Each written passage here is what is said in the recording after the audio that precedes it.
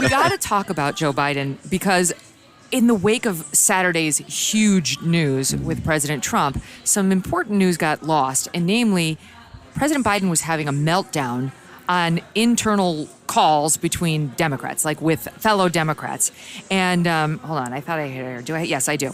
Okay, so first there was a report that Democrats were talking to him about, these are bad polls for you, Mr. President, and he was absolutely yelling at them. And they said that he was the debate Joe Biden. Hold on. Oh, God. Wait, I've got to find This is going to be He was like doing the get off my lawn routine. Am I going to be able to? If my team finds this before I do, tell me what page it's on because there's so many good things. But he started yelling at them and was like bullying, and the Democrats were not responding well to it, and congressional progressives couldn't believe his behavior. Is this the Bronze Star thing? No, I'm getting to that too. Oh shit, my team will get it to me. I was in the AM update. Wait, is the AM update just the Bronze Star one? Yeah, okay. All right, so we'll get to the Bronze Star. And then I'll backfill on that other one because I want you to know what I'm talking about. So on this rambling call, per Puck News, there were moderate, not progressive, congressional Democrats on, and they said it was even worse than the debate. Yes, this is it. Okay. It was less than an hour before the assassination attempt, which is why it didn't make news.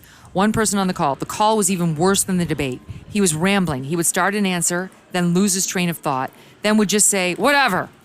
We've seen. Anyway, that's his new crutch. Yeah. I've lost a ton of respect for him.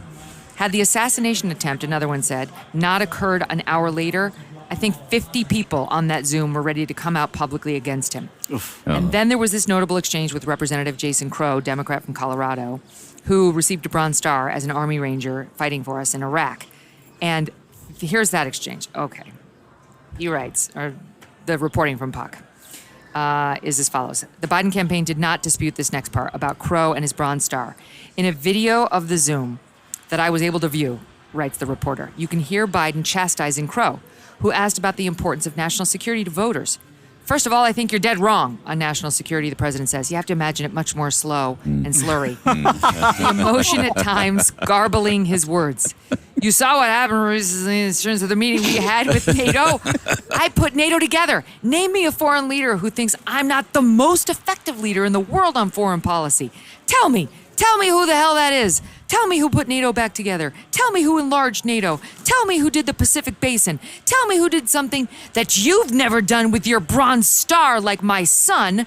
And I'm proud of your leadership, but guess what? What's happening? We've got Korea and Japan working together. I put a coup together anyway. Things are in chaos, and I'm bringing some order to it. And again, find me a world leader who's an ally of ours who doesn't think I'm the most respected person they've ever. Response from Crow, it's not breaking through, Mr. President, to our voters. You ought to talk about it. The reenactment is the best part. So good. On national security, nobody's been a better president than I've been. Name me one. So I don't want to hear that crap. Okay, so now go get in the overflow room. Number one, we need to have Megyn do like a dramatic radio theater reading of this entire Zoom call. Yes. I'll do it. Yeah, I'll do it. Also, if the reporter's able to get their hands on the video, why aren't we seeing the video? Yeah, where is the video? Where's the video? I mean, we know her video must be a disaster, which we're still waiting to see. We've got the transcript, and you did an admirable job of reenacting it, but I want to actually see the video where everything that President Trump has been accused of, that he's a megalomaniac. This guy says, everyone in the world knows I'm the best. Yeah. They know I'm the best. What have you done with your Bronze Star? That's you just attacked someone. Yeah, is that Suckers and Losers? Is that Suckers and Losers? There you go, Feels Duncan. like it. It does. And I do want to see the video because you just know as he's gone downhill, Biden has this new sort of pained look in his face at all times, mouth agape. Well, it's like he The visuals. stretched a balloon over a It's skeleton. just horrible. First of all. I mean, it's there's an image. it kind of is though, right? It is. I mean, it's tough. Also, just speaking on behalf of all Republicans, let's bury the video. Keep that thing in. Let's not talk about it anymore. We're all set. Nothing to hasten his departure. We're all you're set. saying. He doesn't sound like the kind of guy who's interested in going anywhere. I mean, it seems like he's digging in every single day. It doesn't matter who's talking. So my team queued this video up. I haven't seen it, but they said this just came in from an interview he gave to BET. suggesting maybe there's a glimmer of. Well, let's listen. If I had some medical condition that emerged, if the doctors came to me and said, you got this problem, that problem, but I made a serious mistake in the whole debate. And look, when I originally ran, you may remember it, I said I was going to be a transitional candidate. And I thought that I'd be able to move from this, just pass it on to someone else. But I didn't anticipate things getting so divided. And quite frankly, I think the only thing age brings is a little bit of wisdom. And I think I've demonstrated that I know how to get things done for the country, in spite of the fact that we were told we couldn't get it done. But there's more to do, and I'm reluctant to walk away from that. So you heard at the top, though, Yeah. if my team came to me with a medical condition, that's new? The whole thing makes me super sad because, look, we don't know what medical condition. There's all kinds of speculation out there, but most of us know what this looks like. It's just old age, right? I mean, we've had parents, we've had grandparents. At best. We watch this. Every single person listening to the show, watching the show, has experienced this at some level. It's like there's something beyond the partisanship that just bothers me about Democrats now having to frame all this thing of, well, I've made a serious mistake and I screwed this up. No, Joe, you're just really old, and it's sad that there isn't anybody around him to say, like, look, this isn't great job. If you're a Democrat, you think he's done a great job. But let's move on because you're embarrassing. Someone with influence, someone who loves him and who he loves. You can't unpack. The toothpaste is not going back into that tube. Tomorrow will be worse than the day before. That's absolutely the day after that will be worse than that day. It's just it's progression. It's life. We all know it, but apparently they're trying to push the sun back up in the sky for one more day, and it just doesn't work. But it does feel like he's trying to give himself a little bit of an escape hatch. And you remember the reporting last week after the debate, Jill Biden being like, that can't be his swan song. And it feels like they're sort of in it still to fight for his legacy. Like, I'm the greatest. I'm the greatest.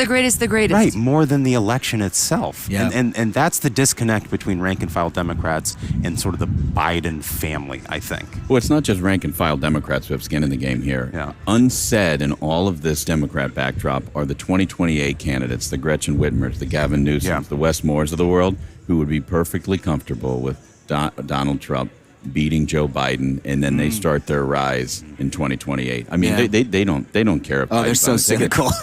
They'll be willing to do whatever they would need. Yeah. And what actually happens, to the Democrats and their nominations, the second greatest mystery we've all followed this entire year. It is the second greatest mystery.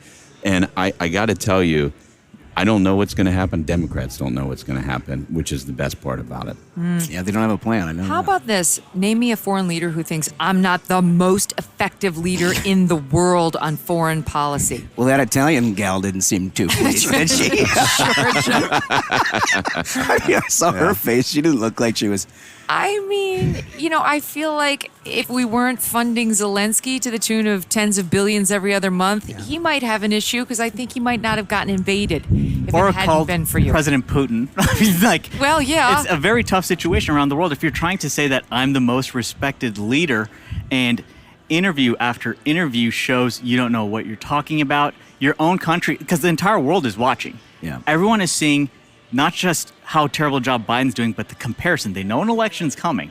They see this moment of strength, resilience, and hope when Donald Trump raises his fist. And meanwhile, you have someone clearly fighting only for themselves, to hold their power for themselves. And how he said that I would step aside if a doctor told me to. I think the problem is a doctor is telling him to stay in, and that's Dr. Jill Biden. She's not the best doctor to be given that advice. All right, so now he's getting really desperate because you saw the news yesterday that now he's soon going to be announcing proposed big changes to the U.S. Supreme Court. And while it's not packing the court yet with additional seats, it's imposing term limits and also mandating ethical rules, which is it's a violation of the separation of powers. That's not going to happen.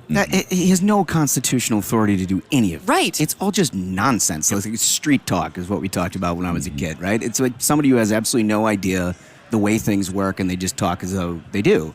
There's no chance that you could ever do that. Now, if Democrats had a codlock on government, Like if Joe Biden got reelected, Democrats took the House, and Democrats somehow added to a majority in the Senate, that is a real thing. All of those people would do radical things. He's going to say we need a constitutional amendment that imposes term limits on the Supreme Court. Do you know what you have to do to get a constitutional amendment? Got to go find 36 states for starters. Right. Do you think 3/4 of the states are going to get behind that? Right. So here's the thing: is I think it's interesting you brought up that this isn't packing the court yet. If I had to try to understand what thinking his team has behind him, because he doesn't know this policy, it's all the leftists who are calling the shots there. They want to try to pass a bill that says, oh well, all of a sudden Congress can impose rules over the Supreme Court. It'll get to the Supreme Court, they'll say this is unconstitutional and say, wow, this Supreme Court, they're out of pocket. I'm going to have to pack the court. This is proof, everybody. Yeah. It is, but it's also a total political move. Do you owe back taxes? Pandemic relief is now over, along with hiring thousands of new agents and field officers. Oh, great. The IRS has kicked off 2024 by sending over 5 million pay-up letters to those who have unfiled tax returns or balances owed. Don't waive your rights and speak with them on your own. Tax Network USA, a trusted tax relief firm, has saved over $1 billion in back taxes for their clients, and they can help you secure the best deal possible. Whether you owe $10,000 or $10 million, they can help you. Whether it's business or personal taxes, even if you have the means to pay or if you're on a fixed income, they can help finally resolve your tax burdens once and for all. Call 1-800-245-6000 for a private free consultation or visit tnusa.com/Megyn. Thanks so much for watching. If you like what you just saw, hit the subscribe button for more clips and full episodes.